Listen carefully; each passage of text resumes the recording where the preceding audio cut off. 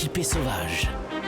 Mathieu Selon une Noël. étude de l'université d'Oxford, on perd tous en moyenne, Ellie, 17 minutes chaque soir à s'engueuler avec son conjoint pour savoir ce qu'on va regarder sur Netflix ou sur chaque plateforme de VOD. Heureusement que je suis célibataire. Un des avantages du Voilà. célibat, clairement. Voici néanmoins 17 minutes de gagné pour les couples. Eva Rock. Et oui, j'ai souvent lu dans les interviews, Elie Semoun, vous faisiez des déclarations sur la musique classique en disant quand vous aimez la musique classique, les gens vous regardent un peu bizarrement, Oui.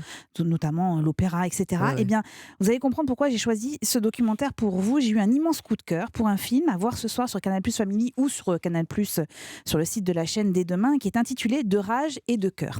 Il y a 3 ans, il y a 18 élèves de 5e d'un collège de Nanterre, c'est un collège qui est classé en REP. Les 18 élèves ont été désignés pour suivre un programme sur 3 ans. Donc leur classe de 5e, de 4e et de 3e. Écoutez bien, 8 heures de danse par semaine pendant 3 ans. 8 heures de danse par semaine pendant 3 ans avec Rodolphe Fouillot qui est chorégraphe et danseur.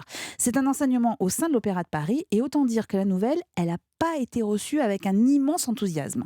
La première réaction quand on m'a annoncé que je faisais la classe opéra, c'était que je voulais pas faire ce projet, c'était hors des questions. Pour moi, l'opéra, c'était pour les gens d'une autre classe. C'était pas pour les jeux de banlieue, c'était pas pour nous.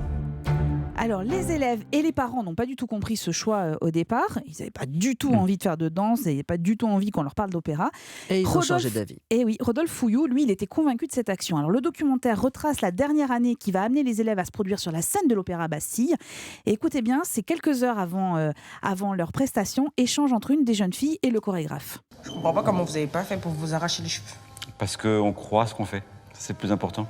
Et puis que vous êtes des gamins super.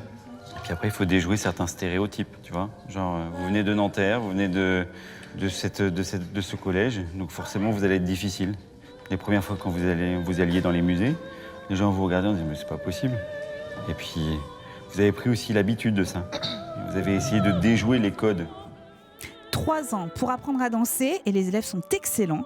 3 ans pour apprendre aussi à appréhender son corps, la discipline également, et il y a du boulot, la vie en communauté, le respect de l'autorité, comprendre l'apport de la culture dans une existence et se dire que chacun y a droit. Comprendre aussi que la mousseline, c'est une matière pour les tutus et pas seulement de la purée, parce que vous allez pouvoir entendre aussi ce genre de réflexion. La transformation des jeunes, elle est incroyable sur ces 3 ans. L'énergie de Rodolphe Fouillou, lui, c'est bouleversant. Et c'est un documentaire dont il faut aussi louer la réalisation et qui prouve surtout que les rêves de ces ados, ils peuvent se concrétiser. C'est une vraie leçon de vie, sans aucun angélisme, parce que vous allez le voir, en matière de discipline notamment, c'est la galère.